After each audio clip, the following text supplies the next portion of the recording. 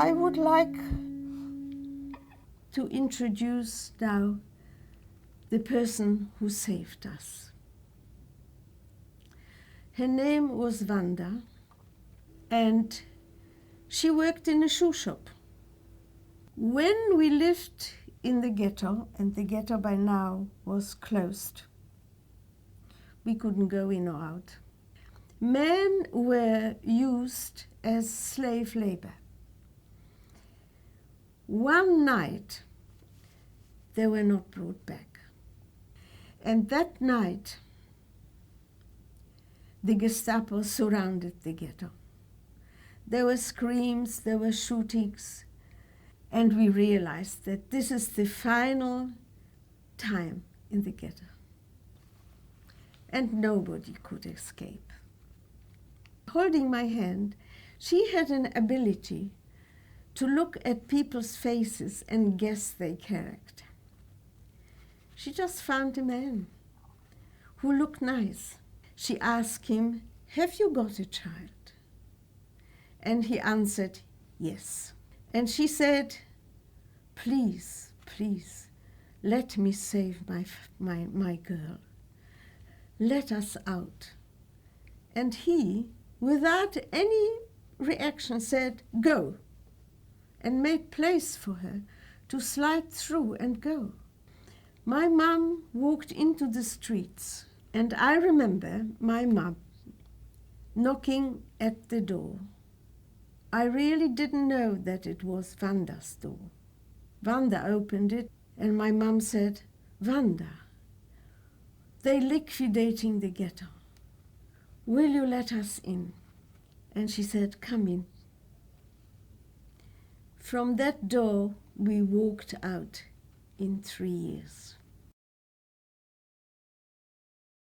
One of the guys later took me, showed me to, there was a window in the barracks, and he showed me, which later I found out was the crematoria, and which was belching fire and smoke, and he said, "That's the only way you can get out from here." We stayed in that camp, which was, the camp didn't have a crematorium or a gas chamber or anything. It wasn't like the previous one, Auschwitz. We stayed there till October approximately, when again some of us were transported to another camp, which was called Kitlis-Dreben. It was still in Poland. There I got a job as a carrying cement bags, which was very difficult to do all day. Actually, in the previous camp, there was a German foreman who from time to time gave me a slice of bread or a sandwich, a piece of fruit, which I think that helped me to survive. And that was very, very difficult for him. He was not allowed to do these things. I mean, the only thing he could talk to me was to give me orders how to work and what to do. So he took quite a risk by giving me food, extra food. We were ordered to pack our little bags right away, and we were forcibly removed from the safe house. People were crying, people were shouting, as my mother was telling me. We were showing them our passport. We are Swedish citizens. They tore up the piece of paper. They said we couldn't care less. Out. So my mom picked me up, picked her little bag, and we were ordered to march all the way to the other side of the city, where they set up a ghetto. The ghetto was an area around the Great Synagogue where the most Jewish people lived. The area, little streets houses. It's not just one house. They were fenced that area. They were guarding that from outside with machine guns and huge German Shepherd dogs. And they were ordered to move in. We didn't know anybody. We didn't know what's going to happen to us. But I do remember my mom was telling me, you know, when they ordered us to move and march to the ghetto, I knew that that's going to be the end. From that on, they're going to deport us. They're going to put us on a cattle wagon, and we will be moved to the concentration camps. But the Nazis had some other ideas. They didn't have time to do that. They didn't have trucks. They didn't have the rail cattle wagons. They had some other ideas. They wanted to burn down the ghetto with all of us inside. My grandfather ran out of luck pretty soon and was caught by a German patrol and was pushed into a line of several hundred Jews guided by mostly the Arokros, the Hungarian Nazi troops, and walking through the city, or toward the city.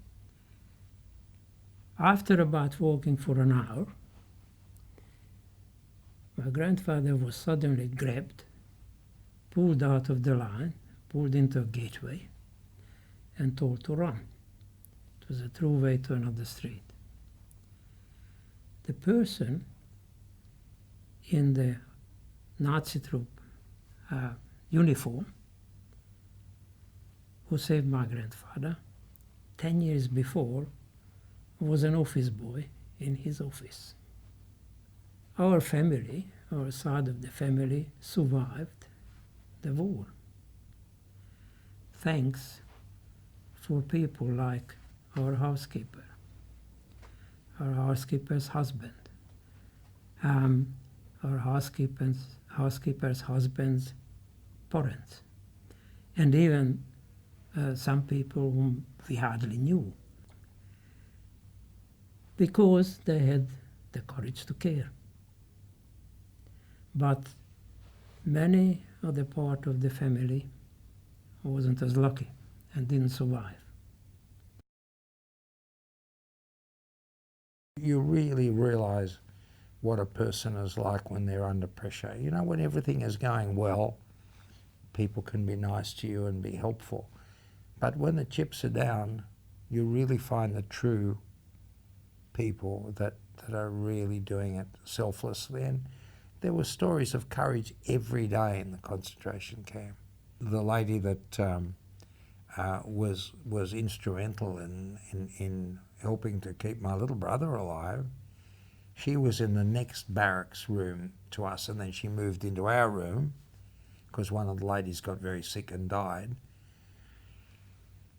And she had a daughter, a lovely girl, about 5 or 6 years old when I was, she was really sweet, and she was also pregnant like my mother.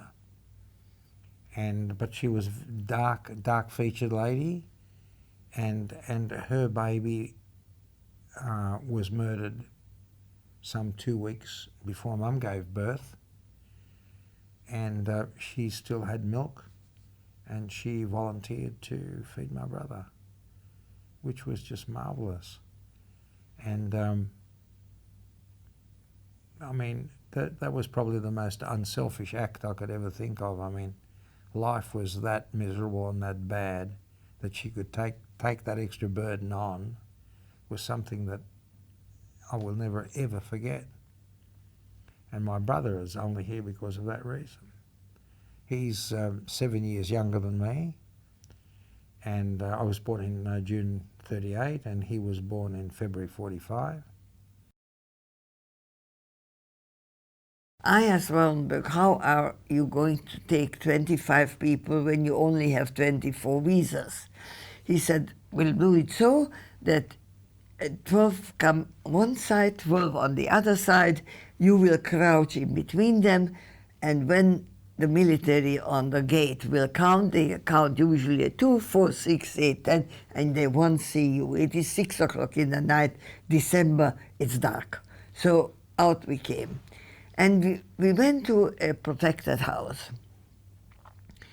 Now, these 24 people went in the cellar because they had the paper. And we had a lot of bombs coming on to Budapest. It was dreadful at the time. I, on the other hand, without a visa, was not allowed to risk their lives. I had to go up on the 3rd floor in that particular house. And once a day, I came down, ate with them. I don't know, either the Swedes organized something or the Jewish welfare, I don't know. We had something to eat, and then I went back to my apartment. And that went on from Christmas 24th till 6th of January, so 2 weeks. There was a very heavy bombing, and I on the 3rd floor crouching in the corner, and all of a sudden I hear zzz, an explosion, and I open my eyes, the sky above me, concrete dust, and the staircase is gone, and everything's gone, and I'm all by myself in the corner on the 3rd floor. Well, because of my ballet experiences, I was jumping from one wooden whatever or concrete, and eventually I got down to the cellar. And you wouldn't believe it, out of the 24, only 6 made it.